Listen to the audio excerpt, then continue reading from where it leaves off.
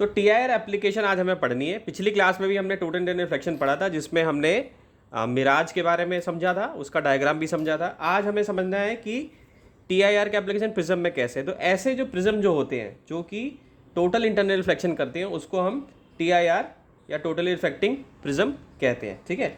So a right angle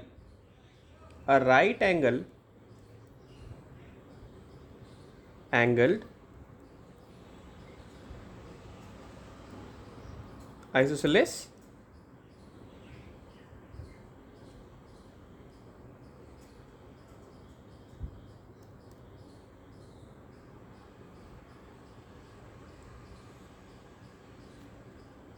prism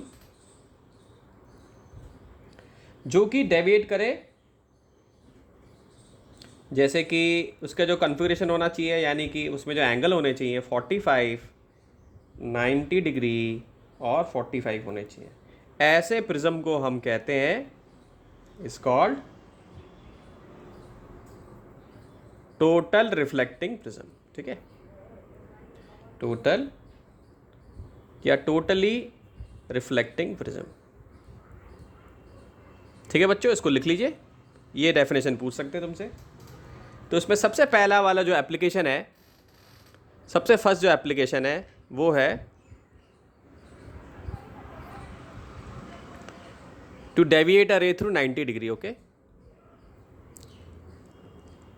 to deviate a ray through 90 degree. Register ले लीजिए अपना, video को साथ साथ देखते रहिए और समझते रहिए। Through to deviate a ray through 90 degree, यानी अब हमें क्या करना है, 90 डिग्री से हमें इसको डेविएट करना है। तो कैसे हम डेविएट करेंगे, कैसा डायग्राम आएगा हमारा। इसका कलर चेंज कर देता हूँ, थोड़ा इंटरेस्टिंग लगेगा। सो ये सीधा हमने लाइन खींच ली एक, ये हो गया PQ,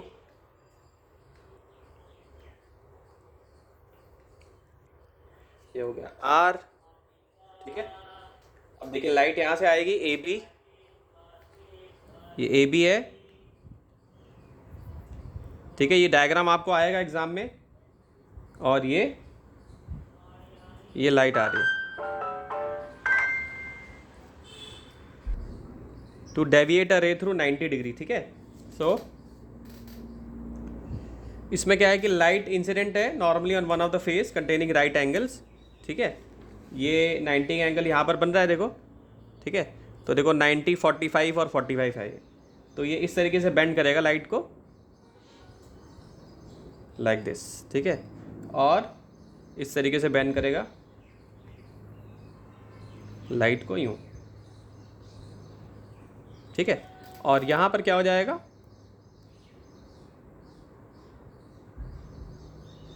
ये 45 का एंगल हो जाएगा। ठीक है, तो ये भी 45 है, देखो 90 डिग्री पे बेंड कर दिया हमने इसको। तो ये लाइट ऐसे आएगी ये, और यूं बेंड हो जाएगी लाइक दिस।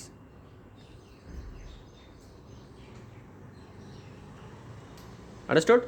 तो ये हमने पहला डेविएट कर लिया रे थ्रू 90 डिग्री। बोर्ड में यही क्वेश्चन आएगा कि डेविएट करके दिखाइए, तो आपको पूरा ये डायग्राम बनाना पड़ेगा। अब आते हैं दूसरा जो क्वेश्चन है,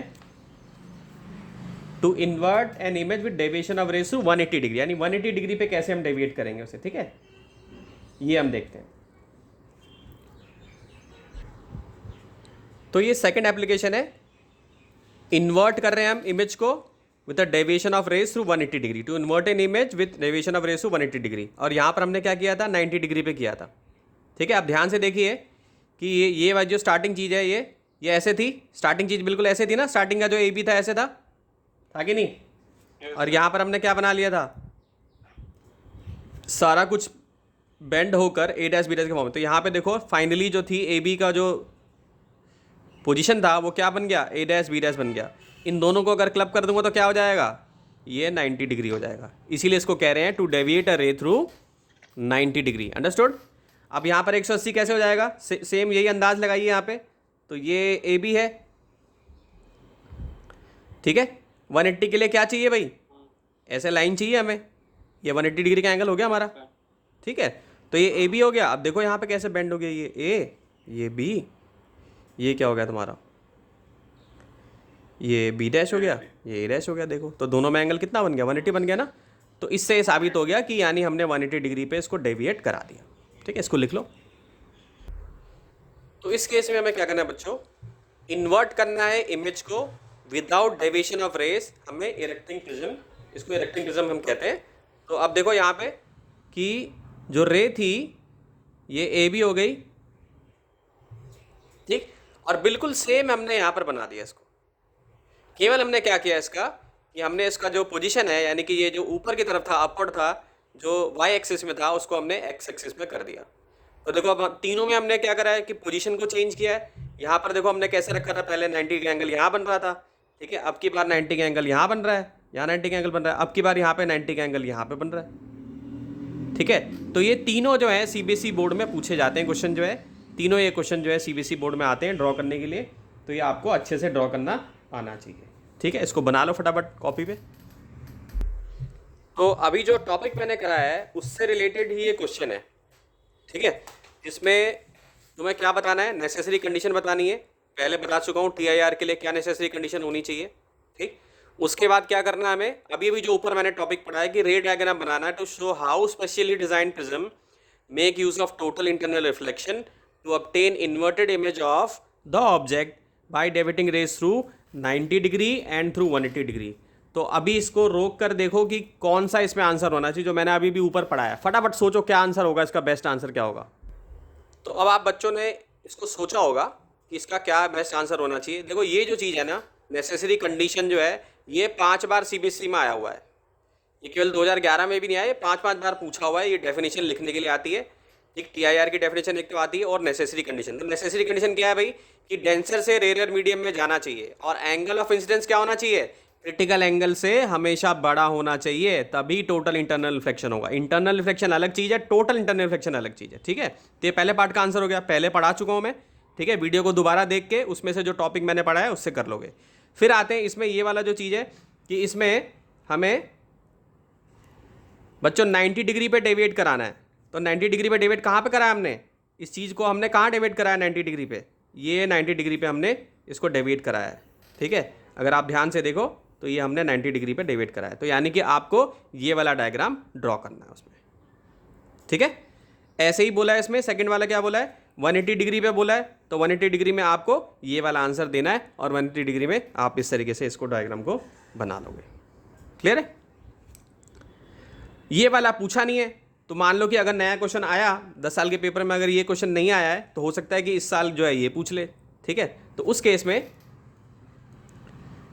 में आपको क्या करना है, ये इरेक्टिंग प्रिज्म वाला याद कर लेना है। इसको भी समझ लेना है कि इसमें इरेक्टिंग प्रिज्म जो है और ये जो डायग्राम है ए बी और बी डैश है, ठीक है, ये इस तरीके से इन्वर्ट हो जा रहा है बस केवल। ठीक, इन्वर्ट हो रहा है, बाकी सब कुछ सेम है।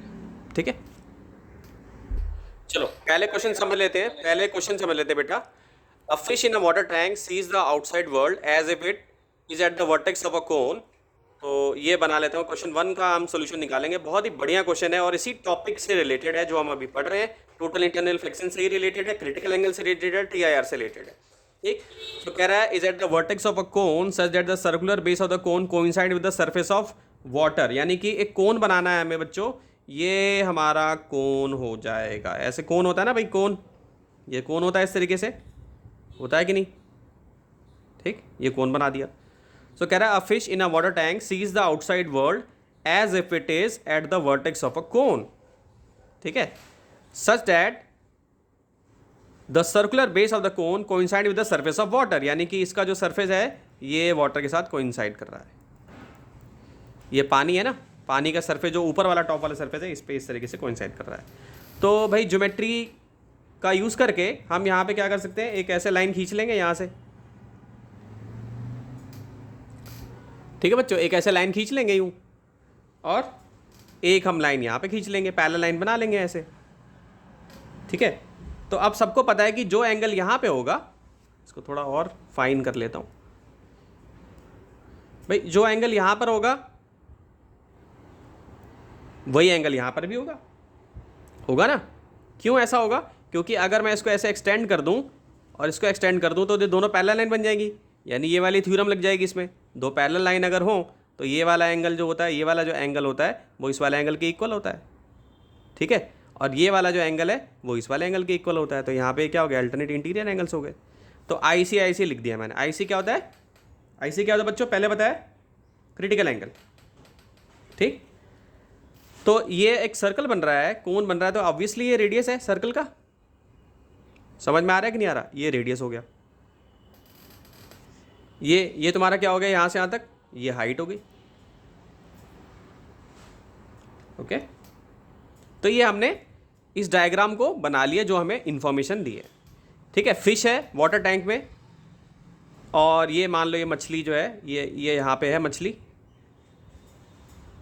ठीक है, फिश है, ठीक। और वर्टेक्स ऑफ अ कोन, ये वर्टेक्स हो गया इसका, ये कोन हो गया। कोन देखो, ये जो कोन का जो है ये वाला जो पोर्शन है ये पानी का जो सबसे टॉप सरफेस है वहाँ पर आ रहा है। वाटर की डेप्थ दे रखी है हमें, कितनी है, h है, ठीक है।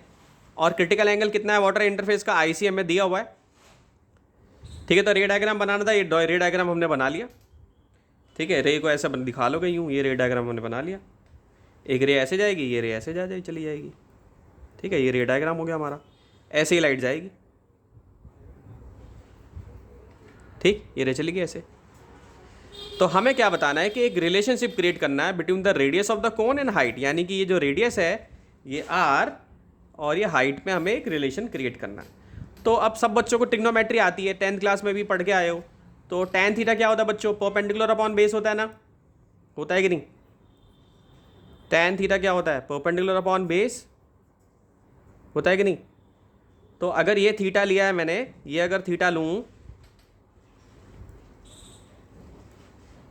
ये अगर थीटा ले लूँ मैं, ये IC जो है, ठीक। तो परपेंडिकुलर इसके लिए कौन सा हो जाएगा, ये वाला परपेंडिकुलर हो जाएगा ना रेडियस, और बेस क्या हो जाएगा यहाँ पे, h हाइपोटेन्यूज नहीं है, हाइट है। हाइपोटेन्यूज तो ये चीज़ है, ये हाइपोटेन्यूज है, ठीक है। तो क्या लिख सकता हूँ इसको, tan थीटा की जगह पे क्या लिख लूँगा मैं, tan IC, ठीक।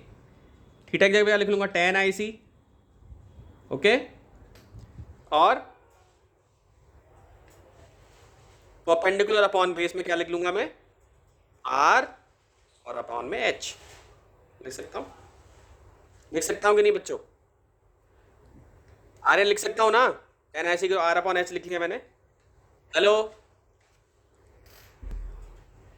सो tan IC को क्या लिख सकता हूं मैं, r अपॉन h लिख सकता हूं, ठीक है। अब tan का फॉर्मूला ये भी होता है,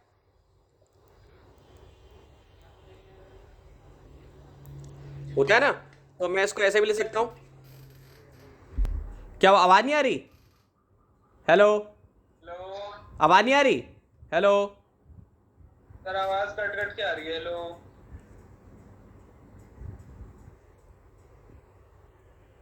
एक मिनट,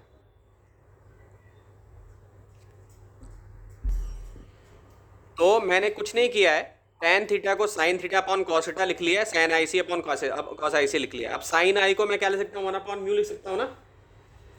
बताओ, यही पढ़ा था ना क्रिटिकल एंगल का फॉर्मूला, हमने पढ़ा था कि नहीं पढ़ा था। साइन को ऐसे लिख सकता हूँ ना, और cos को 1 माइनस साइन स्क्वायर थीटा लिख सकता हूँ, ठीक। cos स्क्वायर थीटा को क्या लिख सकता हूँ मैं, 1 माइनस साइन स्क्वायर थीटा लिख सकता हूँ ना ऐसे। तो ऐसे रूट ले सकता हूँ उसको मैं, तो लिख दूँ अब इसको ऐसे ही। तो ये क्या बन जाएगा, 1 upon mu upon root over 1 minus 1 upon mu का स्क्वायर। म्यू क्या है यहाँ पे, रिफ्रैक्टिव इंडेक्स। म्यू क्या है, रिफ्रैक्टिव इंडेक्स, ओके, ठीक। तो ये मेरा क्या बन गया, ये R बन गया, ठीक है। S तो मेरा था ही यहाँ पे, ठीक। तो इसको मैं ऐसे भी लिख सकता हूँ पूरी इक्वेशन को, H upon root over mu square minus 1, ठीक है। ये R का हमारा रिलेशन आ गया, ठीक। ये हमारा रिलेशन बन गया। सो R इक्वल टू क्या हो गया, H upon mu square minus ये। अब अगर मान लो तुमको कोई क्वेश्चन ये पूछ दे कि भाई मुझे इस कोन का ना एरिया भी बता दो, तो एरिया क्या होता है भाई, एरिया क्या होता है सर्कल का, पाई आर स्क्वायर होता है, तो एरिया निकाल लोगे। इसी सवाल को कोई ये बोले कि अब मछली को हटा दे और वो ये बोले, देखो कैसे कैसे क्वेश्चन बन सकते हैं इस पर, कि यहाँ पे बल्ब रखा हुआ है, पानी के अंदर बल्ब रखा हुआ है, ध्यान से सुनना बच्चों, यहाँ पे बल्ब रखा हुआ है, ठीक, तो बल्ब से ऐसे रोशनी निकलती है ना, तो बल्ब में भी ऐसे ही बनेगा, ये कोन बन जाएगा। तो ये कोन वाली जो सिचुएशन है इसमें भी यूज़ की जा सकती है। तो बहुत इंपॉर्टेंट ये क्वेश्चन है, ठीक है। तो ये फाइनल रिलेशन भी आपको याद होना चाहिए। तो डेरिवेशन पूछी हुई है, तो ये क्या आ जाएगा, h upon mu square minus 1, ठीक। अब इसमें बच्चे कुछ बच्चे सोच रहे होंगे डायरेक्ट कैसे लिख दिया सर ने, तो ये h हो गया, ये 1 अपॉन ये म्यू हो गया, और यहाँ पे क्या आ जाएगा, म्यू स्क्वायर माइनस 1 लूँगा, और यहाँ पे क्या आ जाएगा, रूट में बाहर ही आ जाएगा, म्यू नीचे कट जाएगा ये, ठीक है। तो अंदर क्या रह जाएगा, म्यू स्क्वायर माइनस 1 रहेगा। अब फटाफट इसको लिख लो। अब ये पहला क्वेश्चन हमने सॉल्व कर लिया, अब आते हैं दूसरे क्वेश्चन में। अब फिर से क्या बोला है, एक स्मॉल बल्ब है, is place at the bottom of a tank containing water at a depth of 80 centimetre, ठीक। सिमिलर टाइप का बिल्कुल सवाल है, ये 2012 में आया, देखो ये 2013 में आया है कंपार्टमेंट में, ठीक है। तो ये हमारा बल्ब बन गया, ये हमारा टैंक बन गया, ये टैंक हो गया, इसमें जो डेप्थ है वो कितनी है, 80, यानी हाइट हमें दी हुई है, ठीक, और म्यू की वैल्यू हमें दे रखी है 4/3। बहुत ही आसान हो गया ये क्वेश्चन। क्यों आसान हो गया, क्योंकि अभी अभी तो हमने ये क्वेश्चन किया है, अभी अभी तो किया है, यही तो क्वेश्चन किया है। इस वाले क्वेश्चन में हमने क्या निकाला था, इक्वेशन क्या निकल के आई थी, R equal to H upon root over mu square minus 1। तो इस क्वेश्चन में भी R चाहिए पहले तो आपको, तो एरिया चाहिए ना इसमें, जैसा कि मैं कह रहा था कि एरिया भी कभी कभी चाहिए होता है। तो पाई आर स्क्वायर से हमें निकालना है इसको, आ रहा इन समझ में, पाई आर स्क्वायर, ठीक। तो बताओ क्या फॉर्मूला लगेगा, क्या इसे लगा दूं, यहाँ पे इसी को लगा दूं, म्यू दिया हुआ है हमें, म्यू हमें दिया हुआ है, हाँ जी सर, है ना, म्यू दिया हुआ है। ये क्वेश्चन 2 का आंसर यहाँ सॉल्व कर रहा हूँ मैं।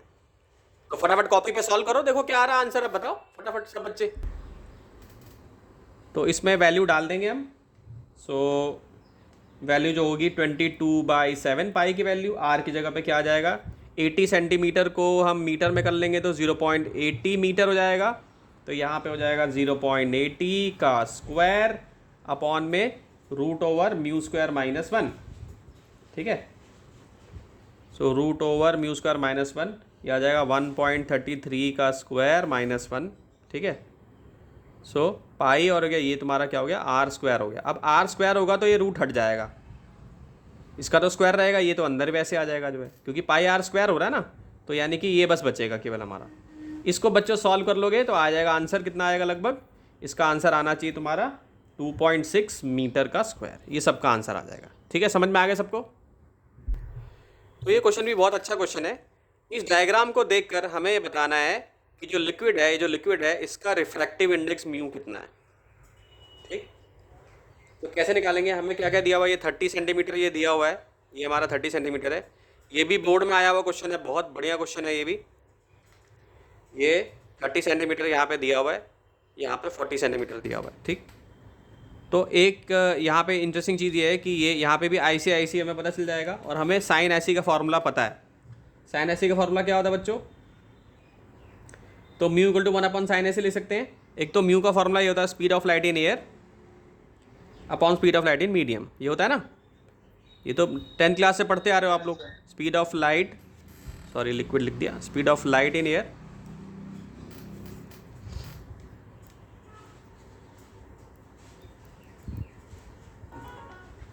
Upon speed of light in medium.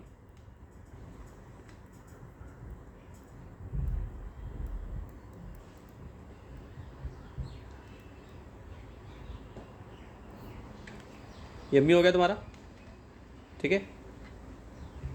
अब साइन थीटा की अगर मैं बात करूं तो क्या होता है sine theta, perpendicular upon hypotenuse. तो अगर ये थीटा है तो इस थीटा का परपेंडिकुलर जो होगा यहाँ पर होगा, 90 का एंगल यहाँ बन रहा है, तो हाइपोटेन्यूस ये बन जाएगा, ये हाइपोटेन्यूस हो जाएगा, ये वाली लाइन ये हाइपोटेन्यूस हो जाएगा, ठीक है। तो परपेंडिकुलर को मीटर में चेंज कर लेंगे, ठीक है। कितना हो जाएगा ये हो जाएगा तुम्हारा 3, ठीक है, 30 को चेंज कर लिया हमने, इसको मीटर में कर लिया, ठीक है। और हाइपोटेन्यूस में पाइथागोरस थ्योरम अप्लाई कर सकते हैं, तो ये क्या हो जाएगा 3 का स्क्वायर प्लस 4 का स्क्वायर हो जाएगा, ये मीटर में कर लिया है मैंने, ठीक है। तो ये क्या हो गया 3 का स्क्वायर प्लस 4 का स्क्वायर, ठीक है। तो थीटा को चेंज कर देता हूँ और यहाँ पे क्या लिख लेता हूँ थीटा की जगह पे sine I C equal to क्या हो जाएगा, ये हो जाएगा 3 अपॉन रूट ओवर 3 का स्क्वायर प्लस 4 का स्क्वायर। आ रही बात समझ में? So sine I C equal to क्या हो जाएगा 3 अपॉन रूट ओवर 3 का स्क्वायर प्लस 4 का स्क्वायर हो जाएगा। तो ये क्या आ जाएगा तुम्हारा 4 4 जा 9, 3 3 जा 9, 4 4 जा 16 सॉरी, और 3 3 जा 9, ये कितना हो जाएगा 25, 25 का क्या हो जाएगा 5, तो ये क्या हो जाएगा 3 अपॉन 5 हो जाएगा, ठीक है।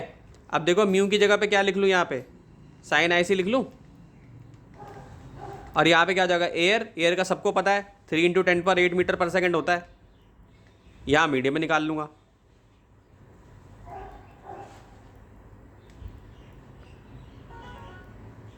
ठीक है, सो साइन आई सी की जगह पे क्या लिख लूँगा मैं 3/5। अब फटाफट सॉल्व करके देखो 3 × 10⁸ मीटर पर सेकेंड, और speed of light in medium हमें निकालना था। फटाफट सॉल्व करो आर्यन, सब बच्चे सॉल्व करो, speed of light in medium.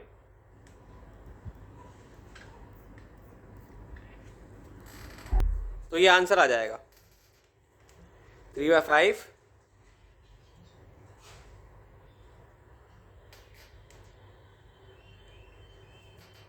यहाँ पे एक छोटा सा मैंने वो कर दिया है, ये 3/5 आया तो mu equal to 1 upon sine I C होता है ना, तो इसको बेटा चेंज कर लोगे, क्योंकि mu equal to 1 upon sine I C होता है ना, तो हमें इन्वर्स लेना पड़ेगा, तो इसको चेंज कर दोगे बच्चों, ये हो जाएगा 5/3, ठीक। तो v कितना आ जाएगा तुम्हारा, फिर ये इससे मल्टीप्लाई हो जाएगा तो 3/5 आ जाएगा, 3 × 10⁸ हो जाएगा ये, ठीक है। क्योंकि mu 1 upon sine I C होता है ना, मैंने गलती से लिख लिया था, इसको उल्टा लिख दिया था, तो ये साइन आई सी निकाला था हमने, फिर रिफ्रैक्टिव इंडेक्स यहाँ पे निकाल लिया, ये 5/3 हो गया, तो क्रॉस मल्टीप्लाई करोगे 3/5 आ जाएगा, ये आंसर आ जाएगा। क्लियर है?